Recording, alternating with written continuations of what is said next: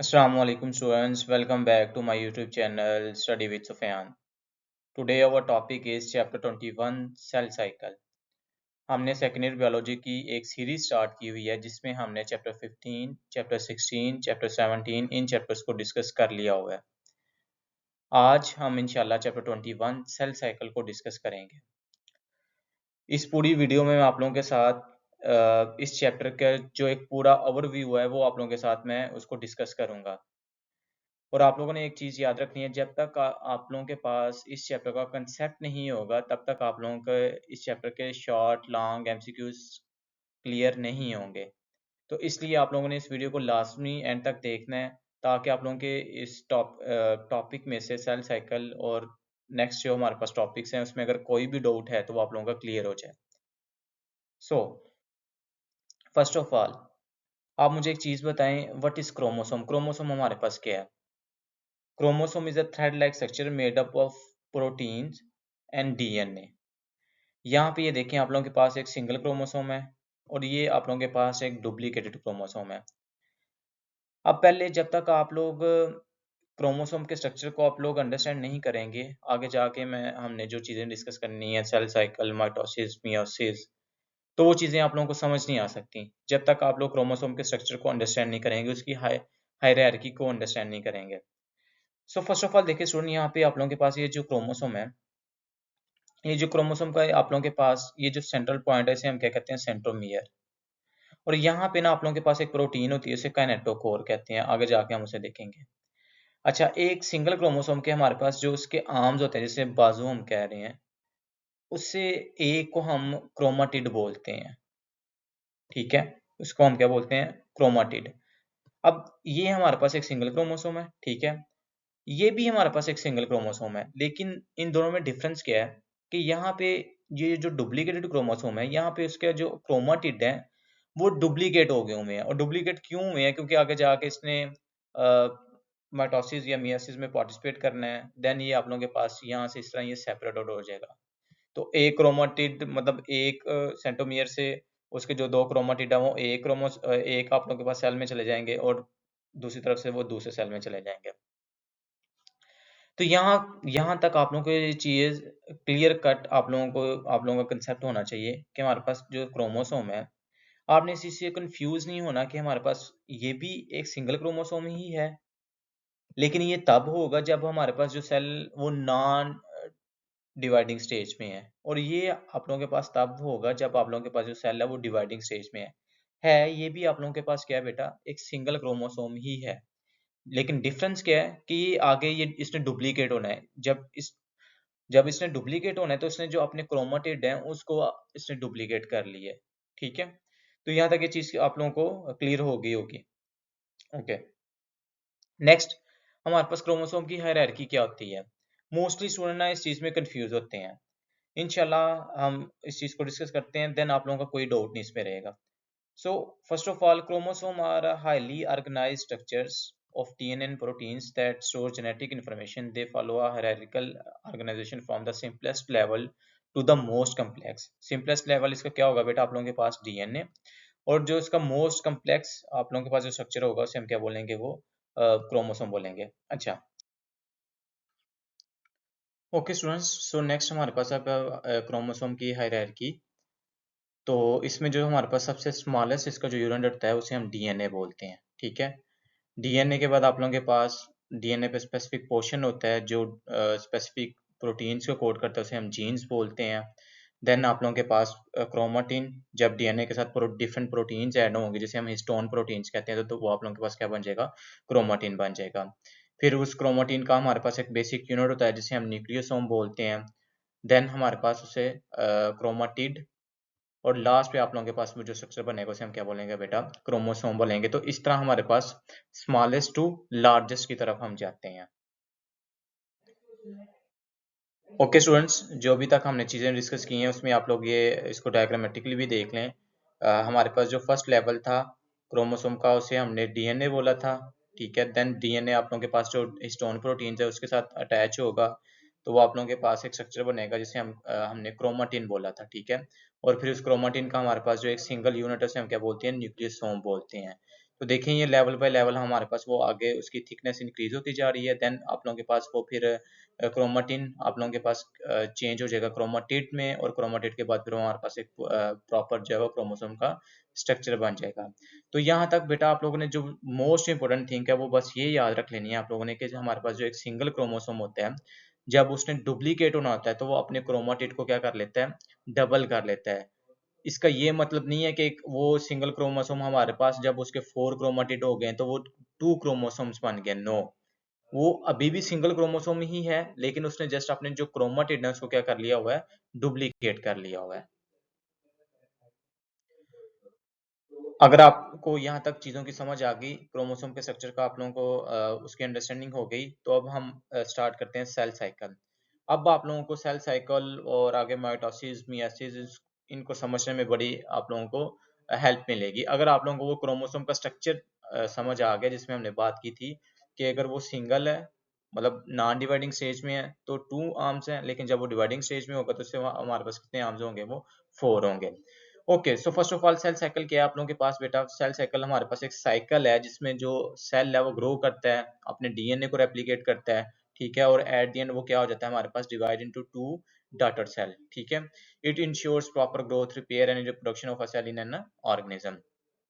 अच्छा, अब ना हमारे पास जो सेल साइकिल है ना उसके 2 मेन फेजेस होती हैं। First one is interphase and second one is M phase, या जिसे हम माइटोटिक फेज बोलते हैं, ठीक है। अब जो इंटरफेज है आगे उसके भी, उसको आगे हमने फर्दर डिवाइड किया हुआ है G1, S phase and G2 phase, ठीक है। अच्छा, इस फेज में ना सेल जो है ना वो खुद को प्रिपेयर करेगा for for going to M phase, ठीक है। इंटरफेज में हमारे पास सेल क्या करेगा, खुद को प्रिपेयर करेगा, अपना जो डीएनए से डुप्लीकेट कर लेगा, और देन फिर जाके वो माइटोसिस में क्या हो जाएगा, वो आप लोगों के पास डिवाइड हो जाएगा, ठीक है। अब हम इसको, इसकी जो इंटरफेज है और जो एम फेज है उसको वन बाय वन हम देखते हैं। अच्छा, यहाँ पे आप लोग डायग्राम भी देख लें। यहाँ पे देखें आप लोगों के पास ये इंटरफेस, इंटरफेस की जो हमने अभी बात की थी कि 3 आगे फर्दर हमने उसको लेवल्स कह लें, स्टेजेस कह लें, उसमें डिवाइड किया हुआ है। उसमें G1 था, देन S फेज है, ठीक है आप लोगों के पास, देन G2 फेज है। तो ये 3 फेजेस किसकी हैं आप लोगों के पास, इंटरफेस की। आगे फिर आप लोगों के पास आ जाती है एम फेज। एम फेज में आप लोगों के पास आगे उसको फर्दर हमने डिवाइड किया हुआ है प्रोफेज, मेटाफेज, एनाफेज, टेलोफेज, और लास्ट पे आप लोगों के पास क्या होगा, फिर वो साइटोकाइनेसिस होगी हमारे पास। ओके स्टूडेंट्स, यहाँ पे मैंने आप लोगों के लिए कुछ निमोनिक्स बनाए हैं। आप लोगों ने इन निमोनिक्स को याद रखना है, देन आप लोगों को इनकी जो स्टेजेस हैं वो कभी भी नहीं भूलेंगे, ठीक है। अभी हमने बात की कि सेल साइकिल की 2 मेन फेजेस हैं। First one interphase, second one M phase. Interphase में G1, S phase and G2 phase, और एम फेज में आप लोगों के पास फिर हमारे पास वो प्रोफेज, मेटाफेज, एनाफेज, टीलोफेज, और देन साइटोकाइनेसिस होगी। अच्छा, अब आप लोगों ने यहाँ पे एक चीज याद रखनी है बेटा, जो आप लोगों ने सेल साइकिल की जो फेजेस हैं उसको याद रखने के लिए, go, synthesise, get ready and multiply, ठीक है। इस इस निमोनिक को आप लोगों ने याद रखना है, मैं आगे जाके इसको एक्सप्लेन करता हूँ। आप लोग यहाँ पे एक फन फैक्ट देख लें। About 90% of a cell life is spent in interphase, जिसमें हमने 3 फेजेस की बात की, G1, S phase and G2 phase, and only 10% in mitosis. मतलब कि हमारे पास जो 90% उसका जो वो स्पेंड करता है इंटरफेज में, और जस्ट 10% वो किस फेज में आएगा, वो माइटोसिस फेज में आएगा।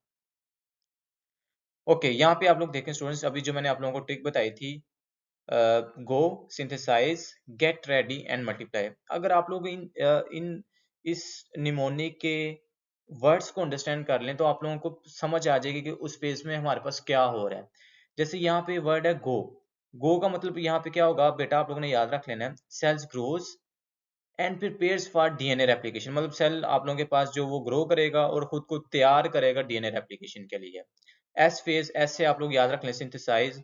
इस फेज में वो आप लोगों को सेल जो है वो डीएनए को अपने को क्या करेगा, रेप्लिकेट करेगा। यहाँ पे एक बड़ा इंपॉर्टेंट एमसीक्यूज भी आता है कि वो सेल साइकिल की कौन सी फेज है जहाँ पे हमारे पास जो सेल है अपने डीएनए को रेप्लिकेट करता है, उसको डुप्लीकेट करता है। तो वो आप लोगों ने याद रखना है, ओनली इन एस फेज।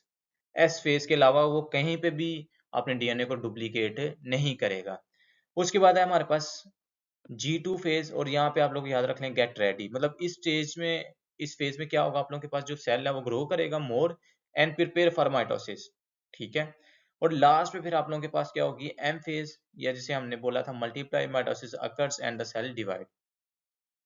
मैं दोबारा इस सिनेरियो को रिपीट करता हूँ। Go, synthesise, get ready, multiply. Go, cell grow करेगा, खुद को डीएनए रेप्लिकेशन के लिए प्रिपेयर करेगा। सिंथेसाइज यानी उसका जो डीएनए है वो रेप्लिकेट हो गया। गेट रेडी मतलब अब वो लास्ट आप लोगों के पास उसकी स्टेज है for before entering in M phase, मतलब वो cell grow modes and prepare for mitosis. और लास्ट पे फिर आप लोगों के पास क्या होगी, एम फेज, जिसमें वो जाएगा और देन वो आप लोगों के पास वो क्या होगा, वो डिवाइड हो जाएगा। उसके बाद यहाँ पे देख लें, interphase is the preparatory phase before cell division where the cells grow, perform its function and duplicates its DNA. Its consist of three phases, three stages. अभी हमने बात कर लिया, first one is G1, S phase, G2 phase. Okay students, तो यहाँ पे हमारे पास है ये स्टेजेस ऑफ इंटरफेस, जिसमें G1, S phase, G2 phase और G0 फेज। आप लोगों ने वो निमोनिक नहीं बोलना, गो, सिंथेसाइज, गेट रेडी, मल्टीप्लाई। अगर आप लोगों को ये निमोनिक याद है तो उनके वर्ड से ही आप लोग उसकी उस पूरी फेज को आप लोग क्या कर सकते हैं बेटा, एक्सप्लेन कर सकते हैं। फर्स्ट वन इज गो, यानी आप इसमें आप लोगों के पास क्या होगा कि सेल ग्रो करेगा साइज में और खुद को प्रिपेयर करेगा फॉर डीएनए रेप्लिकेशन। अच्छा, यहाँ पे स्टूडेंट्स एक और फेज है, वेरी इंपॉर्टेंट, आप लोगों ने ये याद रखनी है, और बड़ा इंपॉर्टेंट शॉर्ट क्वेश्चन है, व्हाट इज G0 फेज। आप लोगों ने याद रखना है बेटा, कुछ सेल्स हमारे पास सेल साइकिल को एग्जिट करेंगे और इस फेज में चले जाएंगे। इस फेज में क्या होगा, आप लोगों के पास वो खुद को डिवाइड नहीं करेंगे यहाँ पे वो, या इसे हम रेस्टिंग फेज बोलते हैं। अच्छा, अब आप लोगों ने एक चीज सुनी होगी कि अगर किसी पर्सन को नर्वस प्रॉब्लम हो गई, यानी ब्रेन की कोई प्रॉब्लम हो गई है, तो वो दोबारा ठीक नहीं होता। उसकी रीजन क्या होगी? अब आप लोगों ने याद रखना है, ये जो हमारे पास जो नर्व सेल्स है ना, ये जो नर्व सेल्स हैं, ये सेल साइकिल को एग्जिट करके ना G0 फेज में चले जाते हैं और परमानेंटली उसमें चले जाते हैं। जब आप लोगों के पास वो सेल डैमेज होंगे, तो डैमेज होने के बाद हमारे पास कोई चीज़ अगर दोबारा रिपेयर होनी चाहिए, रिपेयर होगी तो वो ठीक होगी। अब नर्व सेल्स वो सेल साइकिल में आ ही नहीं रहे, ठीक है? वो परमानेंटली रेस्टिंग फेज में चले गए हुए हैं। तो इस वजह से फिर वो दोबारा उसकी रिपेयरिंग नहीं होगी, और देन अगर रिपेयरिंग नहीं होगी, या उसके चांसेस अगर बहुत कम होते हैं वैसे, और जब उसकी रिपेयरिंग नहीं होगी, तो देन वो पर्सन का जो भी उसका इश्यू है, जिसकी वजह से वो जो उसके सेल्स डैमेज हुए हैं, तो वो दोबारा ठीक नहीं होंगे। तो ये चीज़ आप लोगों ने यहाँ पे याद रखनी है। यहाँ पे देख लें, some cell exit the cell cycle and do not divide like nerve cell and muscle cells. और इसमें फिर ये भी है कि हमारे पास कुछ टेम्परेरी जाएंगे और देन आप लोगों के पास वापस आ जाएंगे सेल साइकिल में, और कुछ हमारे पास ऐसे होंगे जो परमानेंटली चले जाएंगे, ठीक है? टेम्परेरी में कौन से सेल्स हैं आप लोगों के पास? Liver cells can reenter the cycle और परमानेंटली, और आप लोगों के पास कौन से सेल्स होंगे? वो आप लोगों के पास होंगे न्यूरॉन्स, ठीक है? तो यहाँ तक चीजें आप लोगों को क्लियर होगी। उसके बाद लास्ट पे आप लोग यहाँ पे देख लें, cell still function normally but do not prepare for division. मतलब वो सेल्स फंक्शन तो परफॉर्म अपना कर रहे हैं, लेकिन वो डिवीजन के लिए खुद को प्रिपेयर नहीं करेंगे, या सेल साइकिल में वो एंटर नहीं होंगे। ओके स्टूडेंट, उसके बाद हमारे पास है एस फेज, ये जिसे हम सिंथेसाइज फेज बोल रहे हैं। इस फेज में आप लोगों के पास क्या होगा, डीएनए खुद को रेप्लिकेट करेगा। डीएनए की रेप्लिकेशन इस फेज में होगी। अच्छा, यहाँ पे देखें आप लोग, at the end of this phase each chromosome has a two sister chromatid.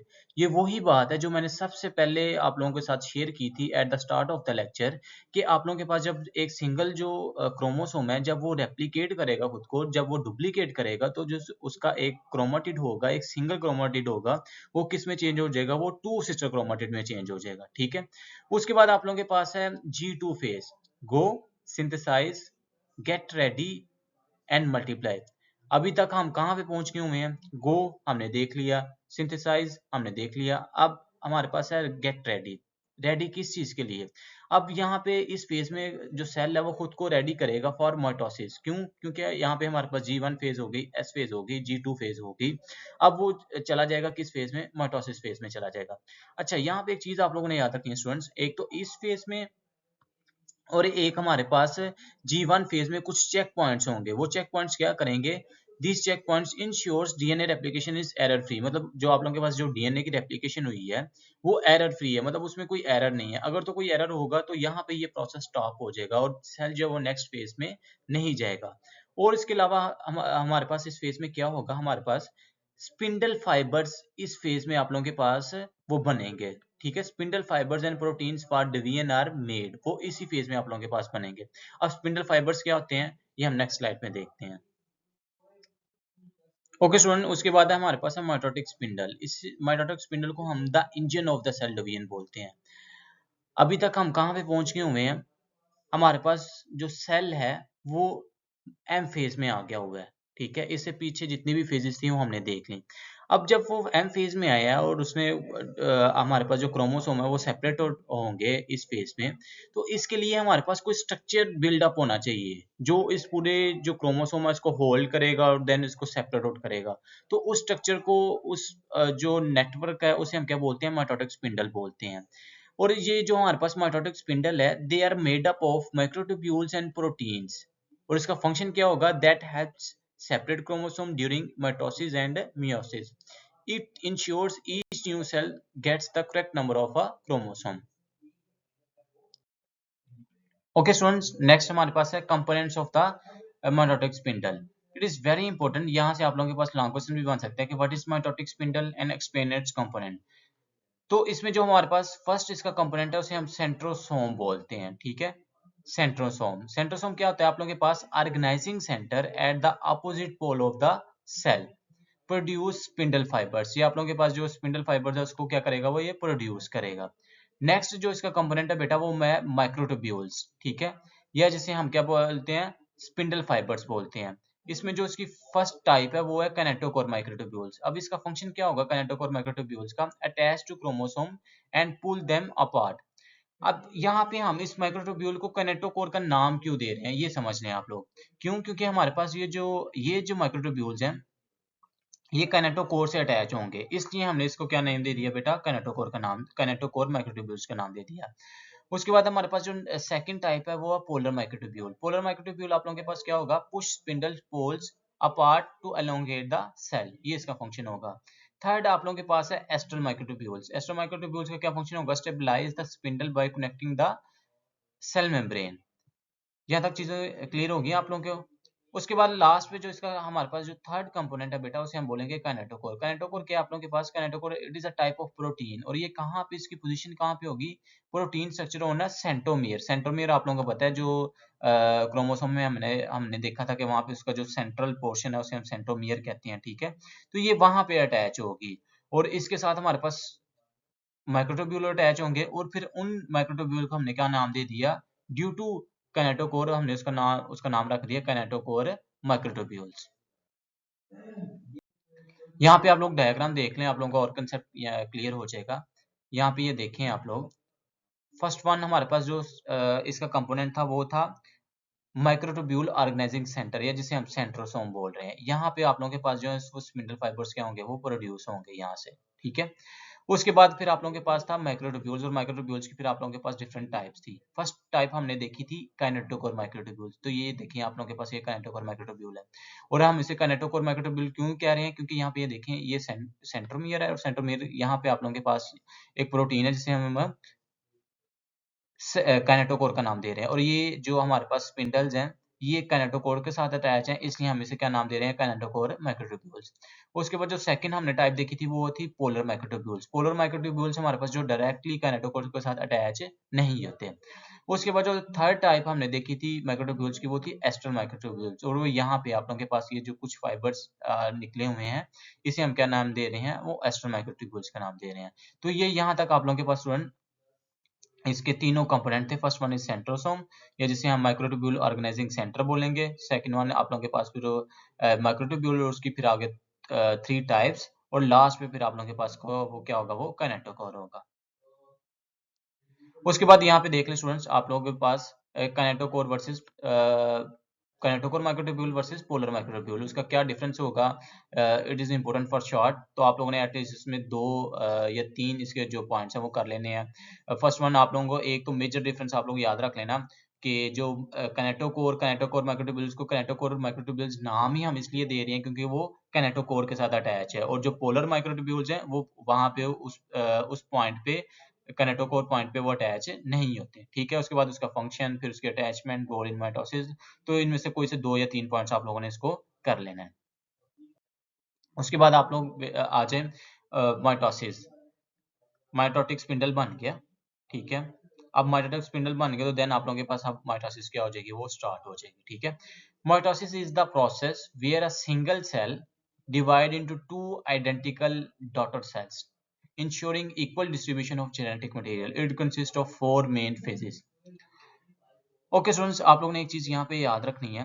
Mitosis को हम इक्वेशनल डिवीजन भी कहते हैं। इक्वेशन का मतलब होता है कोई चीज इक्वली डिवाइड हो गई है।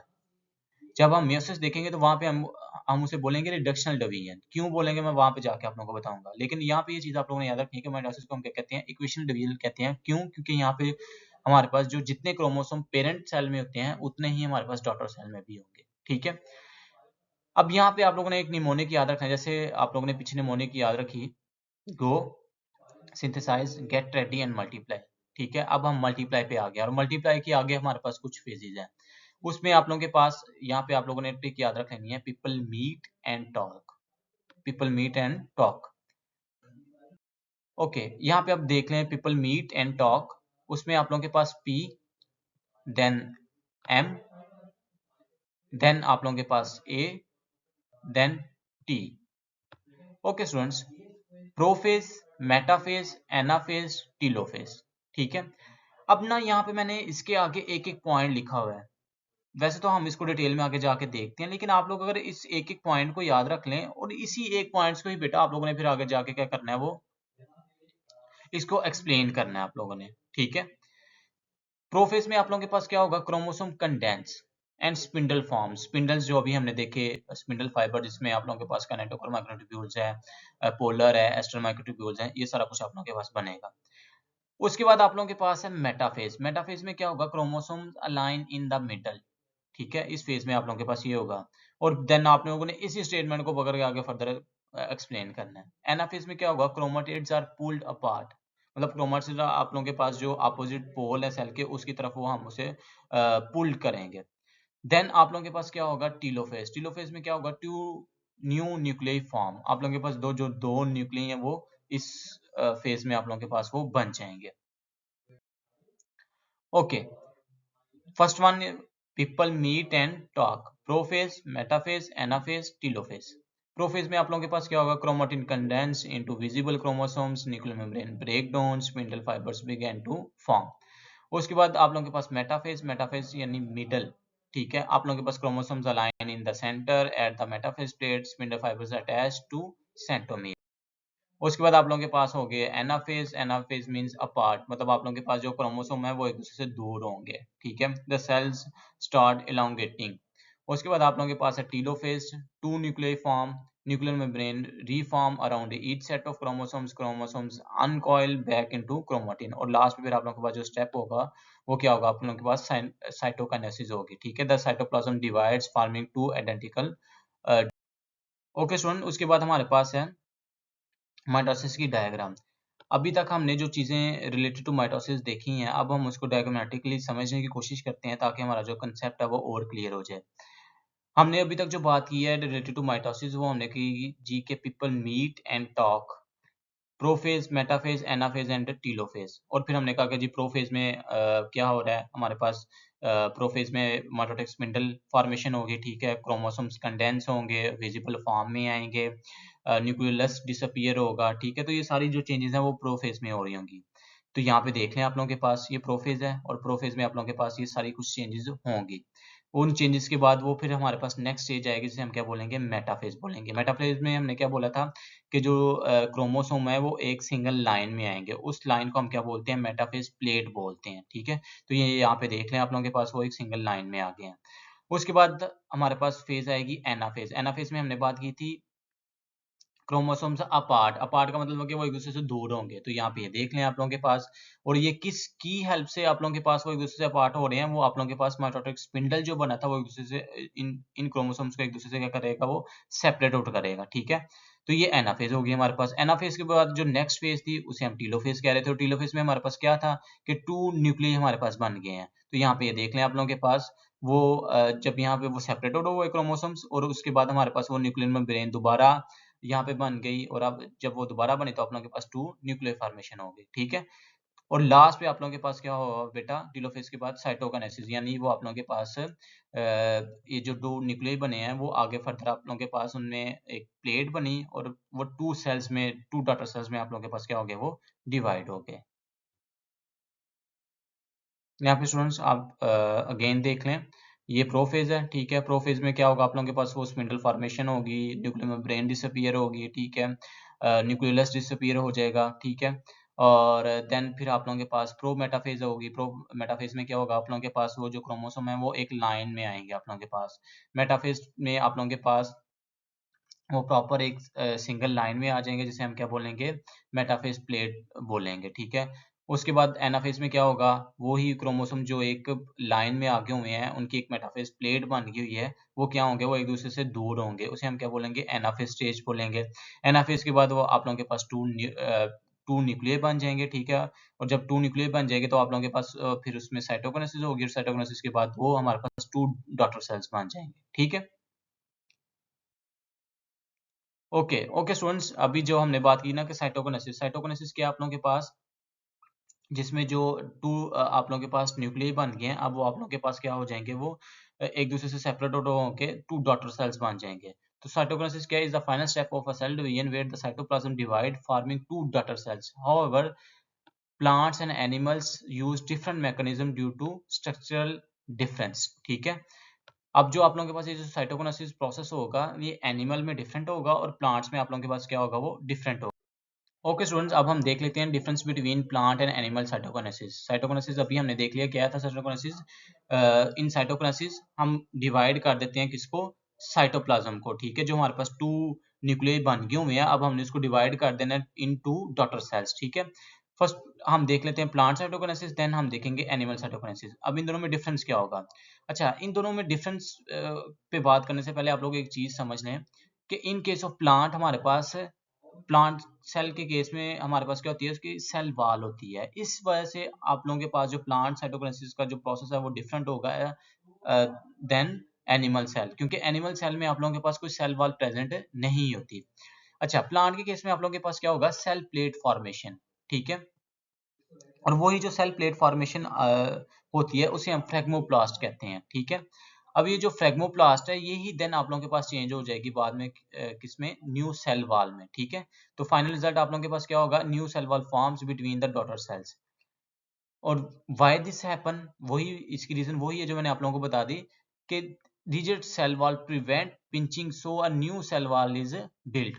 आप लोगों के पास जो सेल वॉल है वो रिजिड होती है, हार्ड होती है, तो वो पिंच नहीं होगी। और जब वो पिंच नहीं होगी तो इस वजह से फिर यहाँ पे सेल प्लेट फॉर्मेशन होगी। As compare to animal cell, animal cell में तो कोई सेल वॉल नहीं है, वहां पे तो सेल मेम्ब्रेन होगी और सेल मेम्ब्रेन इजिली पिंच हो जाएगी, इसलिए हमारे पास ये जो प्लांट साइटोकिनेसिस है वो डिफरेंट होगी as compare to animal cytokinesis. अब एनिमल साइटोकिनेसिस में आप लोगों के पास क्या होगा, क्लीवेज फ्यूरो फॉर्मेशन होगी, ठीक है। अब वो जो क्लीवेज फ्यूरो फॉर्मेशन आप लोगों के पास होगी, वो बेसिकली होगी कि आप लोगों के पास it is a contractile ring of actin and myosin filaments pinch the cell. The plasma membrane pinch inwards to separate the cell. Flexible plasma membrane allows the cell to pinch apart.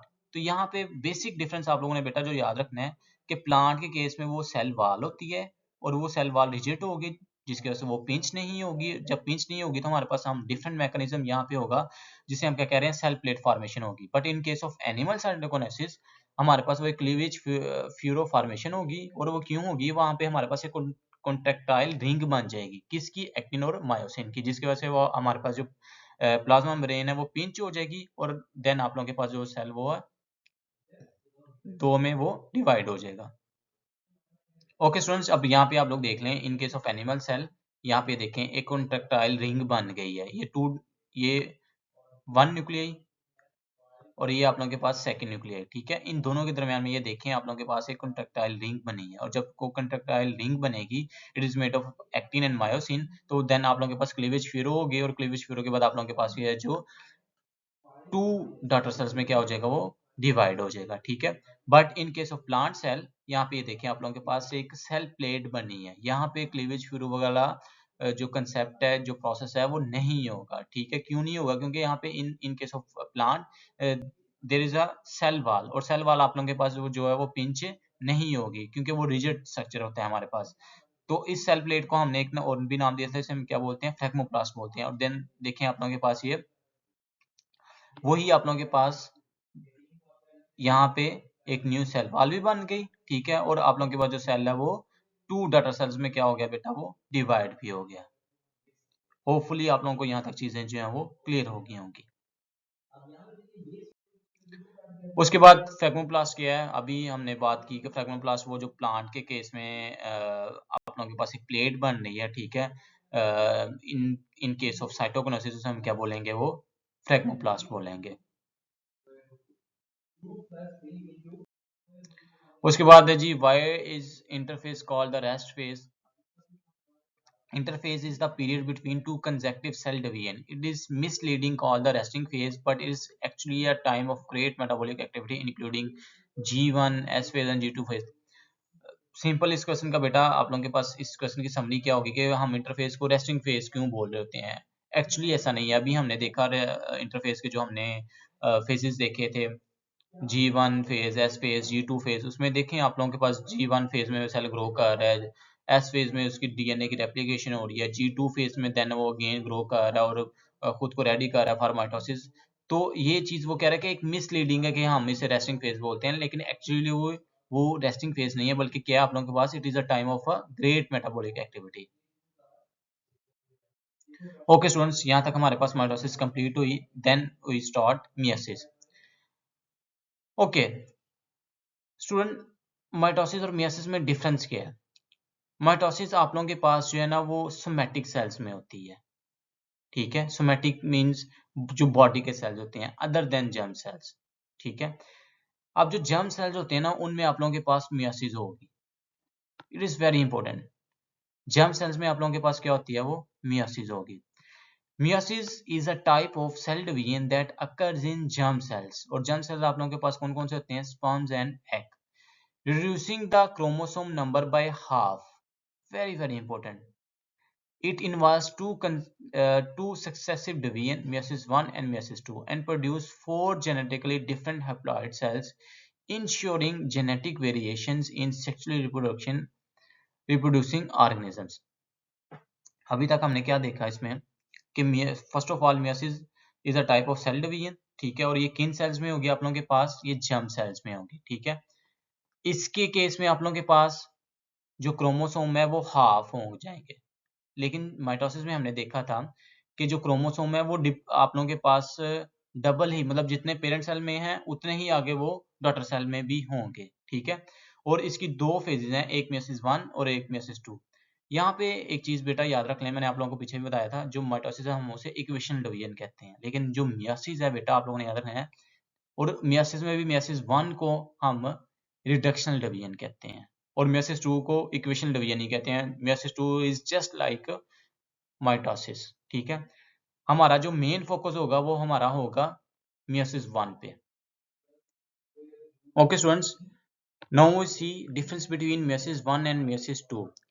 मैंने simple सा आप लोगों को concept तो बता दी है कि meiosis 1 जो है आप लोगों के पास एक्चुअली वो रिडक्शनल डिवीजन है, और मियोसिस 2 जस्ट लाइक माइटोसिस है। जो भी हमने सारे स्टेप्स देखे ना माइटोसिस के, प्रोफेज, मेटाफेज, एनाफेज, टीलोफेज, ठीक है, वही होंगे और सेम सारा वही आप लोगों के पास पैटर्न फॉलो होगा इन case of meiosis 2। But in case of meiosis 1 वो आप लोगों के पास डिफरेंट होगी, ठीक है। यहाँ पे कुछ पॉइंट्स मैंने बनाए हुए हैं। पर्पस क्या होगा इसका, होमोलोगस क्रोमोसोम्स क्या है, क्रॉसिंग ओवर होगी, क्रोमोसोम्स नंबर आफ्टर डिवीजन। इसमें से जो सबसे मेन पॉइंट है ना मैं वो आप लोगों के साथ डिस्कस करना चाहता हूँ, और वो ये है कि जब आप लोगों के पास मियोसिस 1 होगी ना, तो वो आप लोगों के पास जो क्रोमोसोम्स हैं वो haploid but with duplicate chromatids. But in case of meiosis 2 haploid with single chromatid. It is very important. अगर आप लोगों को इस पॉइंट की समझ आ गई तो इट मींस आपको पूरी meiosis की समझ आ गई है। अब होगा क्या, सबसे पहले तो बेटा आप लोग ये एक चीज याद रख लें, जो मियोसिस है, मियोसिस ओनली अकर इन डिप्लॉयड सेल। हैप्लॉयड सेल में कभी भी मियोसिस नहीं होगी। क्यों नहीं होगी, क्योंकि मियोसिस 1 में रिडक्शन होनी है, क्रोमोसोम्स आधे रह जाएंगे। जब वो आधे होंगे तो क्या आप 23 का और हाफ करेंगे, इट इज नॉट पॉसिबल, ठीक है। सो आप लोगों के पास जो मियोसिस है ओनली अकर इन डिप्लॉयड सेल। अब वो डिप्लॉयड सेल बनेगा किस तरह, मैंने अभी आप लोगों को बताया कि जो मियोसिस है ओनली अकर इन जर्म सेल्स। अब आप लोगों के पास वो जो डिप्लॉयड है उसमें जो हाफ सेट है वो मदर की तरफ से आएगा और हाफ सेट आप लोगों के पास किसकी तरफ से आएगा, वो फादर की तरफ से आएगा। जब वो आप लोगों के पास कंबाइन होंगे तो वो आप लोगों के पास एक डिप्लॉयड सेल बन जाएगा, first of all. Second thing बेटा कि आप लोगों के पास वो जो एक सेट है ना, उसके पास 2 क्रोमाटिड होंगे। इसी तरह जो सेकंड सेट होगा उसके पास भी 2 क्रोमाटिड होंगे। तो टोटल कितने क्रोमाटिड हो गए? 4। अब जो आप लोगों के पास जो 4 क्रोमाटिड है वो मियोसिस 1 में आप लोगों के पास वो सेम रहेंगे, मतलब वो सेपरेट आउट नहीं होंगे, ठीक है। एक्चुअली वो सेपरेट कब होंगे? इन meiosis 2। So here haploid but with duplicate chromatid, and in case of meiosis 2 haploid with single chromatid। बच्चे यहाँ पे कंफ्यूज हो जाते हैं और यही पॉइंट है, मैं दोबारा इस बात को रिपीट कर रहा हूँ। मियोसिस 1 में वो आप लोगों के पास जो क्रोमोसोम्स हैं, ठीक है, वो तो सेपरेट हो जाएंगे, लेकिन उसका जो आप लोगों के पास क्रोमाटिड है वो आप लोगों के पास डुप्लीकेट ही देंगे।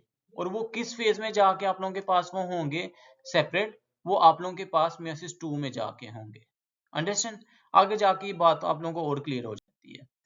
अच्छा, meiosis 1 क्या है आप लोगों के पास? This is the first division of meiosis where the diploid cell divide to form a 2 haploid cells, reducing the chromosomes number by half. It ensures genetic variation through crossing over and independent assortment. Meiosis 1 is called reduction division because it reduces the chromosomes number from diploid to haploid. Okay, okay students, same like mitosis, इसकी भी आप लोगों के पास phases हैं. People meet and talk. Prophase, metaphase, anaphase and telophase. सबसे पहले आप लोगों के पास जो फेज होगी वो है आप लोगों के पास प्रोफेज 1, या जिसे हम पेयरिंग, इस फेज में आप लोगों के पास क्या होगा? पेयरिंग एंड क्रॉसिंग ओवर होगी, ठीक है।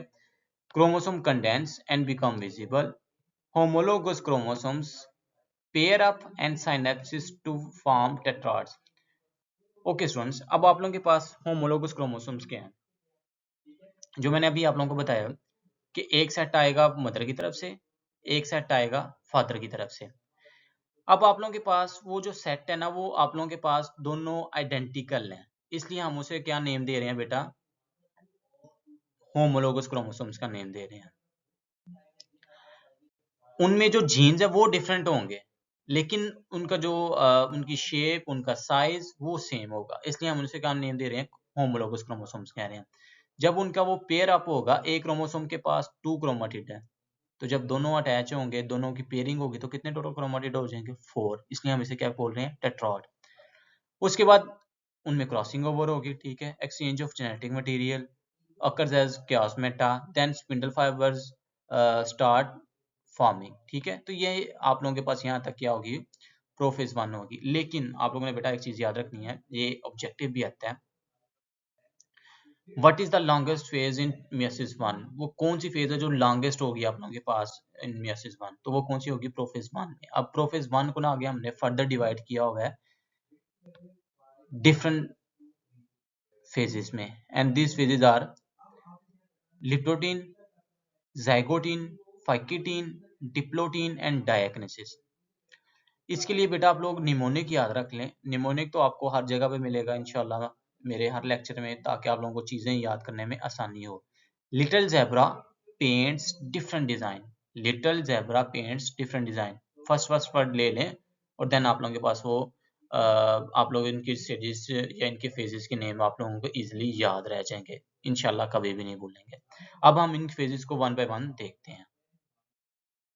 ओके स्टूडेंट्स, अब हम वन बाय वन प्रोफेज 1 की स्टेजेस को देखते हैं, ठीक है। First stage is leptotene. Leptotene में आप लोगों के पास क्या होगा? जो क्रोमोसोम है वो कंडेंस होंगे, ठीक है। और जब वो कंडेंस होंगे तो वो आप लोगों के पास विजिबल हो जाएंगे, और इस स्टेज में each chromosome consist of 2 sister chromatid, ठीक है। सेकंड आप लोगों के पास स्टेज है ज़ाइगोटीन। ज़ाइगोटीन में आप लोगों के पास क्या होगा कि जो वो अभी हमने पीछे बात की थी ना होमोलोगस क्रोमोसोम्स की, होमोलोगस क्रोमोसोम्स पेयर अप होंगे, और इस प्रोसेस को हम क्या बोलेंगे? साइनेप्सिस बोलेंगे, ठीक है। उसके बाद आप लोगों के पास है फाइकेटीन। फाइकेटीन में आप लोगों के पास जब वो पेयर अप हो गए हैं क्रोमोसोम, तो वो अपने जो जेनेटिक मटेरियल है उसको एक्सचेंज करेंगे, उस प्रोसेस को हम क्या बोलेंगे? क्रॉसिंग ओवर बोलेंगे, ठीक है। उसके बाद आप लोगों के पास है डिप्लोटीन। डिप्लोटीन में आप लोगों के पास क्या होगा? होमोलोगस क्रोमोसोम्स वो एक दूसरे से सेपरेटेड होना स्टार्ट करेंगे, लेकिन वो फिर भी एक पॉइंट से अटैच होंगे। उस पॉइंट को हम क्या बोलेंगे, कियास्मेटा बोलेंगे। लास्ट पे आप लोगों के पास होगा डायकिनेसिस। डायकिनेसिस जहाँ पे आप लोगों के पास जो क्रोमोसोम है वो फुली कंडेंस हो जाएंगे, और फिर आप लोगों के पास जो न्यूक्लियर मेम्ब्रेन है वो ब्रेक डाउन हो जाएगी, और स्पिंडल फाइबर्स जो है वो बनना स्टार्ट हो जाएंगे। ओके स्टूडेंट्स, यहाँ तक हमने प्रोफेज 1 और उसकी सब स्टेजेस को देख लिया है। नेक्स्ट हमारे पास है मेटाफेज 1। आगे जो हमारे पास metaphase 1, anaphase 1 and telophase 1, it is almost similar to mitosis. एक मेन डिफरेंस है, वो आगे जाके मैं आप लोगों को क्लियर कर देता हूँ। ठीक है, मेटाफेज में क्या हो रहा था इन केस ऑफ माइटोसिस, आप लोगों के पास वो जो क्रोमोसोम्स हैं वो एक लाइन में आ रहे थे, और उस लाइन को हमने क्या बोला था, मेटाफेज प्लेट बोले थे। तो यहाँ पे भी सेम यही होगा, जो आप लोगों के पास वो टेट्राड्स बने हुए हैं वो line up in the middle, वो एक मिडल में आ जाएंगे आप लोगों के पास, और उसको क्या बोलेंगे हम, मेटाफेज प्लेट बोलेंगे। उसके बाद आप लोगों के पास है एनाफेज 1। एनाफेज 1 में क्या था, इन केस ऑफ माइटोसिस वो आप लोगों के पास क्रोमोसोम्स वो सेपरेटेड हो गए थे।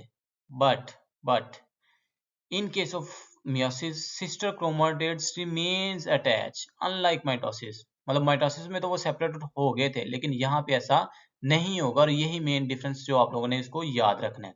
उसके बाद है बेटा आप लोगों के पास टीलोफेज 1 और देन आप लोगों के पास साइटोकिनेसिस। ठीक है, इसमें क्या होगा, two haploid daughter cells form, each cells has a half the original chromosomes number but still has a duplicate chromatid। Very very important, यही पॉइंट है जो आप लोगों को कंफ्यूज करेगा, कि यहाँ पे वो क्रोमोसोम्स नंबर तो हाफ हो गए हैं, ठीक है, बट आप लोगों के पास जो अभी तक क्रोमेटिड्स हैं वो क्या होंगे, आप लोगों के पास वो डुप्लीकेट होंगे।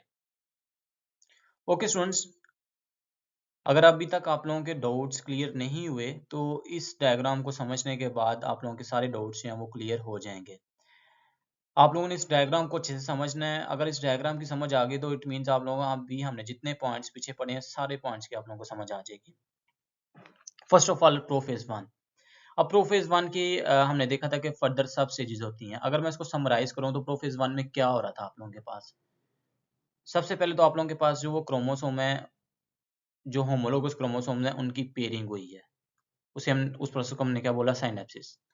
जब पेयरिंग हो गई, पेयरिंग के बाद उन्होंने ना जो अपना जेनेटिक मटेरियल है उसको एक्सचेंज किया, उसको हम क्या बोलते हैं, क्रॉसिंग ओवर बोलते हैं। ठीक है, देन आप लोगों के पास क्या होगा, प्रोफेज में क्या होता है, आप लोगों के पास जो न्यूक्लियर मेम्ब्रेन है उसकी ब्रेकडाउन होगी, स्पिंडल फाइबर्स उनकी फॉर्मेशन होगी। अच्छा, अब स्टूडेंट्स यहाँ पे एक चीज देखें आप लोग, ये जो ब्लू है आप लोगों के पास एक सिंगल क्रोमोसोम है, और जो आप लोगों के पास रेड है एक सिंगल क्रोमोसोम है। अगर आप लोग इसमें देखें तो ब्लू के पास टोटल 4 क्रोमेटिड्स हैं, इसी तरह रेड के पास भी टोटल 4 क्रोमेटिड्स हैं। ठीक है, यानी उनके पास जो क्रोमेटिड्स हैं वो डुप्लीकेट है।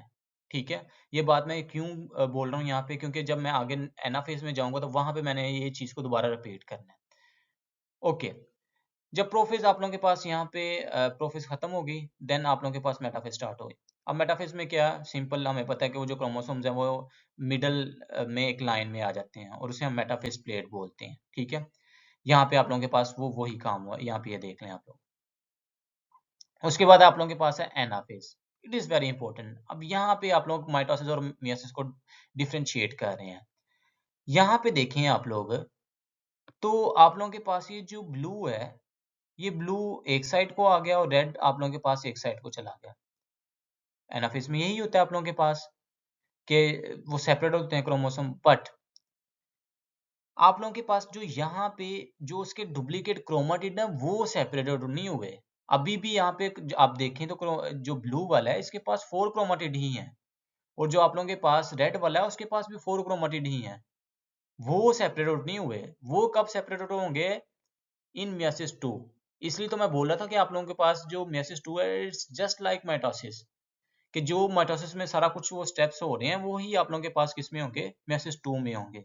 तो it is very important point, ये आप लोगों के पास माइटोसिस और मियोसिस को डिफरेंशिएट करेगी, कि यहाँ पे आप लोगों के पास ये जो होमोलोगस क्रोमोसोम्स हैं ये सेपरेटेड हुए हैं, लेकिन स्टिल दे हैव 4 क्रोमेटिड। और ये दो जो आप लोगों के पास 4 क्रोमेटिड है, ये आगे जाएंगे जब मियोसिस 2 में, तो वहां पे जाके ये क्या होंगे, ये सेपरेटेड होंगे। ठीक है, देन आप लोगों के पास बेटा यहाँ पे ये टीलोफेज, ठीक है, टीलोफेज में वही आप लोगों के पास 2 न्यूक्लियाई बन जाएंगे, न्यूक्लियर मेम्ब्रेन दोबारा बन जाएगी, ठीक है, और साइटोकिनेसिस होगी। साइटोकिनेसिस हमें पता क्या होता है कि जो उसका साइटोप्लाज्म है वो डिवाइड हो जाएगा, ठीक है, और आप लोगों के पास 2 डाटर सेल्स वहाँ बन जाएंगे। ओके स्टूडेंट्स, यहाँ पे आप देख लें, आप लोगों के पास ये प्रोफेज 1 साइनेप्सिस होगी यहाँ पे, देन क्रॉसिंग ओवर होगी, देन मेटाफेज। मेटाफेज में क्या होगा, आप लोगों के पास वो क्रोमोसोम्स एक लाइन में आ जाएंगे, ठीक है, मिडल में, उसे हम मेटाफेज प्लेट बोलेंगे। देन एनाफेज होगी, एनाफेज के बाद आप लोगों के पास टीलोफेज होगी। बट एनाफेज में जब वो आप लोगों के पास they have 4 chromatids, still they have 4 chromatid, ठीक है। अब वो जो 4 आप लोगों के पास वो क्रोमेटिड हैं, अब वो मेसेज 2 में जाके आप लोगों के पास अगेन मेसेज 2 में वही prophase 2, metaphase 2, anaphase 2 and telophase 2। अब ये जो एनाफेज है ना, यहाँ पे आके वो जो हमने बात की थी ना कि उनके पास अभी भी स्टिल 4 क्रोमेटिड्स हैं, यहाँ पे आके वो आप लोगों के पास वो क्या होंगे, वो सेपरेटेड होंगे। अब यहाँ पे देखें, हमने एक सिंगल सेल से स्टार्ट किया था मियोसिस को, ठीक है, और लास्ट पे आप लोग देखें तो कितने सेल्स बन गया, हमारे पास प्रोडक्ट कितना बन गया, वो 4 सेल्स का बन गया, ठीक है। मियोसिस 1 में क्या हुआ, it is called reduction division. क्यों? क्योंकि हमारे पास जो नंबर ऑफ क्रोमोसोम्स है वो हाफ हो गए, ठीक है। लेकिन इन मियोसिस 2 आप लोगों के पास क्या हुआ है, वो सेम रहे, आप लोगों के पास हाफ थे तो आगे भी हाफ ही हुए। उसके बाद अगर मैं पूरी जो हमने मेटासिस और मियोसिस पढ़ी है उसका मैं उसको समराइज करूं एक सिंगल डायग्राम में, तो वो ये डायग्राम है आप लोगों के पास कि मेटासिस में 46 क्रोमोसोम्स, 2 डॉटर सेल बने, ठीक है, और दोनों में 46 होंगे।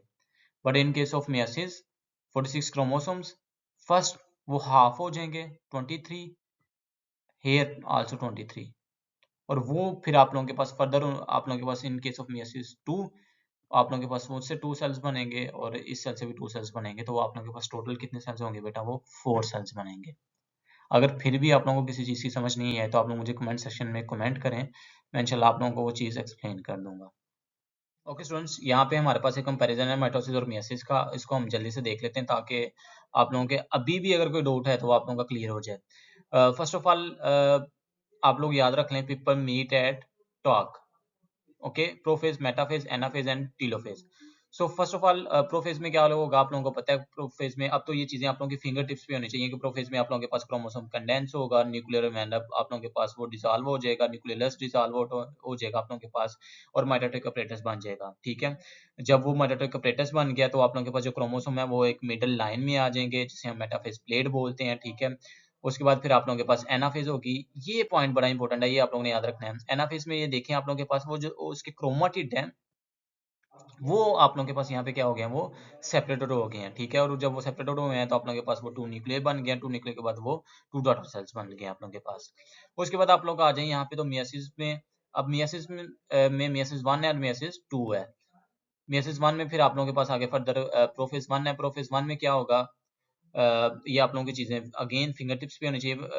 प्रोफेज 1 में क्या हुआ था, आप लोगों के पास होमोलोगस क्रोमोसोम्स की पेयरिंग होगी। पेयरिंग के बाद वो अपना जो जेनेटिक मटेरियल है उसको एक्सचेंज करेंगे। एक्सचेंज करने के बाद वहाँ पे वो मतलब क्रॉसिंग ओवर हो जाएगी। क्रॉसिंग ओवर के बाद फिर आप लोगों के पास वो क्रोमोसोम्स क्या होंगे, remain attach at a point, उसे उस पॉइंट को आप लोग क्या बोलेंगे, क्योसमेटा बोलेंगे, ठीक है। उसके बाद वो आप लोगों के पास एक लाइन में आ जाएंगे मिडल में, जिसे आप लोग मेटाफेज प्लेट बोलते हैं, ठीक है। अगेन यहाँ पे देखें, ये यहाँ पे इस तरह ये चीज यहाँ पे कट हुई है। ये इस तरह नहीं हुआ जैसे इन केस ऑफ माइटोसिस हुआ था कि वो जो क्रोमाटिडा वो कट हुए हैं। यहाँ पे वो क्रोमोसोम की जो आप लोगों के पास वो क्या हुआ है, ये देखें, ये पूरा सेल 2n था ना, यहाँ पे जब एनाफेज में ये देखें ये सेपरेटेड हुआ, जब ये सेपरेटेड हुआ ये एक सेट था 1n, ये वाला, और ये दूसरा सेट था 1n, ठीक है। अब यहाँ पे देखें आप लोगों के पास जब वो टीलोफेज में 2 न्यूक्लियर बने तो ये जो आप लोगों के पास क्रोमोसोम है वो मतलब एक न्यूक्लियर ये रेड वाला बन गया और एक ब्लू वाला बन गया। और जब साइटोकिनेसिस हुई तो ये 1n था ना, अभी हमने ऊपर बात की है, तो ये देखें ये एक में आ गया, ये सेकंड में आ गया, तो ये डिप्लॉइड था, डिप्लॉइड से क्या बन गया, वो हैप्लॉइड बन गया। उसके बाद मेयोसिस 2 है। मेयोसिस 2 में वही जो सारे स्टेप हमने यहाँ पे बात की है ना। अब मेयोसिस 2 में आप लोगों ने याद रखना है, ये जो चीज है ना ब्लू वाली, फॉर एग्जांपल मैं यहाँ पे ये देखें, ये ब्लू वाली इस तरह यहाँ से कट होगी और इसी तरह यहाँ से ये रेड वाली कट होगी, जस्ट लाइक टू माइटोसिस। ये मेन डिफरेंस इन दोनों में आप लोगों ने याद रखना है। मैं इस बात को बार बार रिपीट कर रहा हूँ ताकि आप लोगों का कोई डाउट इसमें ना रहे। उसके बाद स्टूडेंट्स हमारे पास एक टर्म है कैरियोकाइनेसिस और cytokinesis. Karyo word related to nucleus and cyto related to cytoplasm, ठीक है, और सेल। अब आप लोगों के पास क्या होगा स्टूडेंट्स, इसकी आप लोगों ने डेफिनेशन कर लेनी है। Occurs, what divides, result, mechanism, कोई 2 से 3 पॉइंट आप लोगों ने इसमें से उसको याद कर लेना है आप लोगों ने। कैरियो, ये मैंने आप लोगों को बता दिया कि कैरियोकाइनेसिस क्या है, डिवीजन ऑफ द न्यूक्लियस, और साइटोकाइनेसिस मोर एक्यूरेटली तो आप लोग यही इसको बोलें कि डिवीजन ऑफ द साइटोप्लाज्म, ठीक है। ओके स्टूडेंट्स, यहाँ पे आप लोगों के पास ट्रिक है, trick to remember karyokinesis versus cytokinesis. तो कैरियो वर्ड मैंने आप लोगों को बता दिया कि karyo related to nucleus and cyto related to cell. तो कैरियोकाइनेसिस में आप लोगों के पास क्या होगा, न्यूक्लियस डिवाइड होगा फर्स्ट, और साइटोकाइनेसिस में आप लोगों के पास क्या होगा, साइटोप्लाज्म डिवाइड हो जाएगा आफ्टर कैरियोकाइनेसिस। तो यहाँ पे एक चीज बड़ी इंपॉर्टेंट है, वो ये याद रखनी है कि हमेशा आप लोगों के पास जो कैरियोकाइनेसिस पहले वो होगी, मतलब न्यूक्लियस पहले डिवाइड होगा, और उसके बाद फिर आप लोगों के पास जब न्यूक्लियस डिवाइड हो जाएगा तो साइटोकाइनेसिस वाला जो है वो प्रोसेस होगा आप लोगों के पास। उसके बाद है बेटा आप लोगों के पास normal cell and cancer cell. Normal cell और कैंसर सेल में डिफरेंस क्या होगा, यहाँ पे काफी पॉइंट्स हैं जो मेन आप लोगों के पास यहाँ पे कंसेप्ट है, जस्ट मैं वो आप लोगों को बता देता हूँ कि नॉर्मल सेल जो होता है ना बेटा, अभी हमने बात की थी ना पीछे के माइटोसिस के केस में, जब हमने इंटरफेस की बात की थी, इंटरफेस में हमने कहा था कि कुछ चेक पॉइंट्स होते हैं जो G1 में भी हैं, G2 में भी हैं, जो चेक करते हैं कि कोई एरर वगैरह तो नहीं है। अब होगा कि आप लोगों के पास वो चेक पॉइंट ये इस चीज को भी चेक करेंगे कि आप लोगों के पास जो है वो जो सेल ने डिवाइड करना है ना, वो कंट्रोल हो, वो अनकंट्रोल ना हो जाए, ठीक है। अगर तो वो अनकंट्रोल हो जाएगी आप लोगों के पास डिवीजन, तो फिर वो किस में चेंज हो जाएगा, वो कैंसर सेल में चेंज हो जाएगा, ठीक है, without stopping. Uncontrol keeps dividing without stopping, ठीक है। तो मेन प्रॉब्लम कहाँ पे आएगी, उन चेक पॉइंट्स में आएगी आप लोगों के पास, वो चेक पॉइंट्स आप लोगों के पास वहां पे प्रॉब्लम हो जाएगी। यहाँ पे देखें, follow normal checkpoints G1, S phase, G2 phase and M phase, लेकिन in case of cancer cell ऐसा कुछ नहीं होगा, वो इग्नोर करेंगे उन चेक पॉइंट्स को, और वो आप लोगों के पास सेल्स डिवाइड होते जाएंगे। तो इसलिए वो क्या होगी, फिर आप लोगों के पास एक अनकंट्रोल्ड डिवीजन हो जाएगी। जब अनकंट्रोल्ड डिवीजन होगी तो वो फिर आप लोगों के पास जो सेल्स है वो नॉर्मल नहीं होंगे, वो फिर कैंसर सेल आप लोगों के पास बन जाएंगे। उसके बाद आगे इसके फर्दर पॉइंट्स हैं, वो आप लोग देख लीजिएगा। उसके बाद आप लोगों के पास बेटा मेटास्टेसिस। मेटास्टेसिस क्या होता है, अभी हमने बात की ना कि जब अनकंट्रोल्ड डिवीजन ऑफ सेल होती है तो उसे हम कैंसर सेल कहते हैं। अब आप लोगों के पास अगर कैंसर किसी बॉडी के एक रीजन में बना है और वो एक रीजन से दूसरे रीजन में स्प्रेड आउट होगा, तो उसे हम क्या बोलेंगे बेटा, मेटास्टेसिस बोलेंगे, ठीक है। Metastasis is the spread of cancer cells from their original site to the other parts of the body throughout the bloodstream or lymphatic system. It leads to the formation of secondary tumors in the distant organ. और यहाँ पे इसकी जो main site कौन कौन सी हो सकती हैं, वो लंग्स हो सकता है, वो लिवर हो सकता है आप लोगों के पास, वो बोन्स हो सकते हैं, और वो ब्रेन हो सकता है आप लोगों के पास। ओके स्टूडेंट्स, और इसके बाद हमारे पास एक और इम्पोर्टेंट डिफरेंस है, ट्यूमर वर्सेस कैंसर। मतलब इन दोनों में डिफरेंस क्या होगा। ट्यूमर भी आप लोगों के पास एक अब नॉर्मल सेल्स होते हैं, ठीक है, और कैंसर भी आप लोग अभी हमने देखा कि वो अनकंट्रोल्ड डिवीजन होती है, तो उसे हम क्या बोलते हैं, कैंसर बोलते हैं। अब मेन डिफरेंस क्या है इन दोनों में, इसमें बेटा आप लोगों ने याद रखना है, जो ट्यूमर है ना, इसके आगे टू टाइप्स हैं, एक है बिनाइन और दूसरा आप लोगों के पास मलिग्नेंट, ठीक है। अब जो बिनाइन है ना, ये नॉन कैंसरस होता है, ठीक है, और लेकिन जो malignant है ना, वो कैंसरस होगा, ठीक है। यहाँ पे ये देख लें, जो कैंसर होता है ना, वो always malignant and can spread to other part of the body. अभी हमने बात की है, एक टर्म अभी हमने पढ़ी कि जो आप लोगों के पास जो कैंसर सेल है, अगर वो एक रीजन से दूसरे रीजन में स्प्रेड आउट हो, तो उस प्रोसेस को हम क्या बोलते हैं, मेटास्टेसिस बोलते हैं, ठीक है। तो कैंसर आप लोगों के पास क्या होगा बेटा, वो ऑलवेज एक तो malignant होगा, और दूसरा वो क्या होगा, मेटास्टेसिस प्रोसेस होगा, मतलब वो एक रीजन से दूसरे रीजन में क्या करेगा, वो स्प्रेड आउट होगा, ठीक है। उसके बाद इसका ग्रोथ रेट क्या है, इसकी इन्वेस्टिनेस क्या है, मेटास्टेसिस क्या होगा, ये पॉइंट्स आप लोगों ने इसमें देख लेने। मेन डिफरेंस आप लोगों को याद रख लें कि ट्यूमर और कैंसर में क्या होगा, कि ट्यूमर भी आप लोगों के पास एक नॉर्मल मास ऑफ सेल है, कैंसर अब अनकंट्रोल्ड डिवीजन है सेल की। टाइप्स इसकी क्या है, बिनाइन एंड malignant, और कैंसर में ऑलवेज क्या होगा, आप लोगों के पास malignant होगा, वो बिनाइन नहीं होगा। उसके बाद आप लोगों के पास बिनाइन और malignant ट्यूमर में अब क्या डिफरेंस है, ठीक है। बिनाइन ट्यूमर आप लोगों के पास स्लो ग्रोइंग होगा, ठीक है, लेकिन malignant ट्यूमर क्या होगा, आप लोगों के पास fast growing and uncontrolled growth होगी। जो मेन डिफरेंस बेटा आप लोगों ने याद रखना है ना, वो ये आप लोग याद रखना है कि the most important point is जो बिनाइन ट्यूमर है ना वो डू नॉट स्प्रेड, मतलब इसमें मेटास्टेसिस नहीं होगी।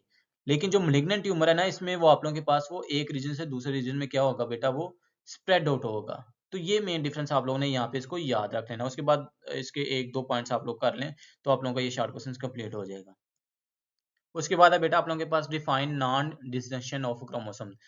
अभी हमने मेयोसिस में बात की थी कि जो होमोलोगस क्रोमोसोम है वो फर्स्ट ऑफ ऑल वो उनकी पेयरिंग होगी, देन क्रॉसिंग ओवर होगी, देन वो आप लोगों के पास एक लाइन में आएंगे और उनकी सेपरेशन होगी। अगर वो सेपरेशन प्रॉपरली नहीं होगी, ठीक है, तो उस प्रोसेस को हम क्या बोलेंगे, नॉन डिस्टिंक्शन बोलेंगे। Non distinction occurs when chromosomes fail to segregate properly during meiosis leading to unequal chromosomes distribution in daughter cells. जब उनकी सेपरेशन नहीं प्रॉपर होगी तो वो आप लोगों के पास फिर अनइक्वल डिस्ट्रीब्यूशन होगी डॉटर सेल्स में।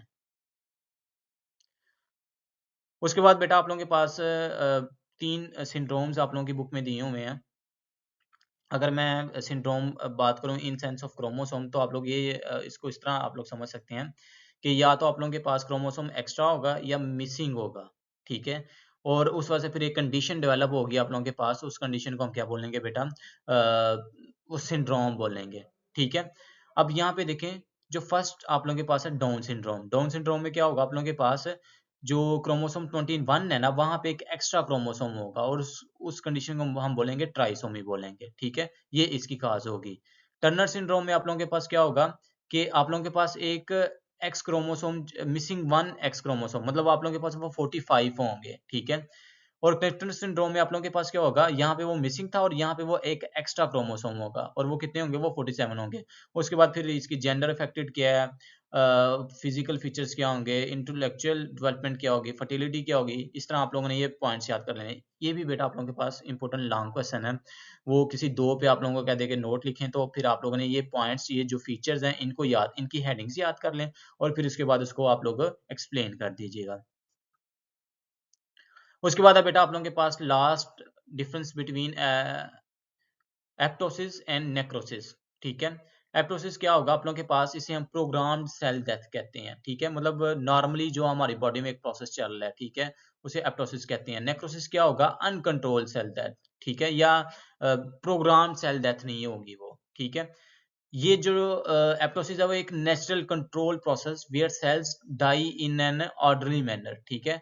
और नेक्रोसिस क्या होगा, फॉर एग्जांपल जैसे किसी पर्सन का एक्सीडेंट हो गया है तो वहां पे उस रीजन में जो सेल्स की डेथ हो गई है तो वो प्रोग्राम्ड नहीं है, वो एक्सीडेंटल हुई है, तो उस प्रोसेस को हम क्या बोलेंगे बेटा, नेक्रोसिस बोलेंगे, ठीक है। और इसकी डिफरेंट रीजन आप लोगों के पास हो सकती हैं, यहाँ पे ये देख लें इसकी कॉज में, ठीक है। ये इसकी कॉज क्या होगी, जेनेटिक प्रोग्रामिंग, एजिंग और डेवलपमेंट। और इसकी कॉज क्या होगी, infection, trauma, toxin, lack of oxygen. और उसके बाद आप लोगों के पास इसका फीचर होगा cell shrinking versus cell swelling, ठीक है।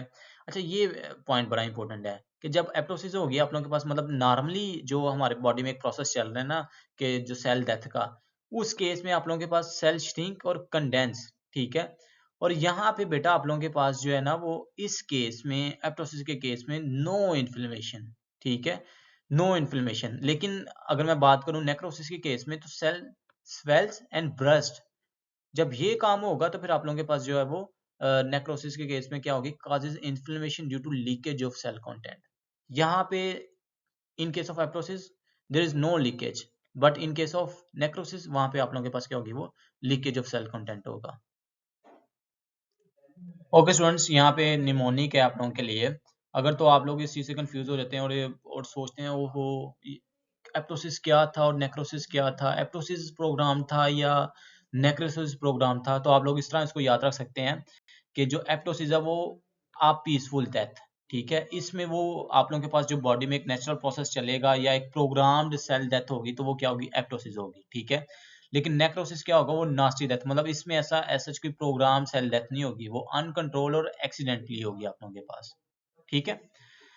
ओके स्टूडेंट, वीडियो काफ़ी लेंथी हो गई है। लास्ट में जस्ट एक क्वेश्चन है, ये आप लोगों ने मुझे इसका आंसर कमेंट सेक्शन में देना है अगर तो आप लोगों को चीज़ों की समझ आ गई है। वो क्वेश्चन है आप लोगों के पास, in which type of cell does mitosis and meiosis occur, मतलब आप लोगों के पास जो माइटोसिस और मियोसिस किन सेल्स में होती है। सोमैटिक सेल में होगी, सोमैटिक सेल्स में कौन सी डिवीजन होगी, माइटोसिस या मियोसिस। इसी तरह जर्म सेल्स में माइटोसिस और मियोसिस। सेकंड थिंक आप लोगों ने मुझे बतानी है कि जो माइटोसिस है वो डिप्लॉयड में होगी या हैप्लॉयड में होगी, और इसी तरह मियोसिस डिप्लॉयड में होगी या हैप्लॉयड में होगी। ओके स्टूडेंट्स, होपफुली आप लोगों को इस पूरे लेक्चर की समझ आई होगी। मैंने कोशिश की है कि आप लोगों को ईच एंड एवरी पॉइंट बताऊं ताकि आप लोगों के इस चैप्टर के जितने भी डाउट्स हैं वो क्लियर हो जाएं। तो इंशाल्लाह नेक्स्ट वीडियो में आप लोगों से मुलाकात होगी। अल्लाह हाफिज़।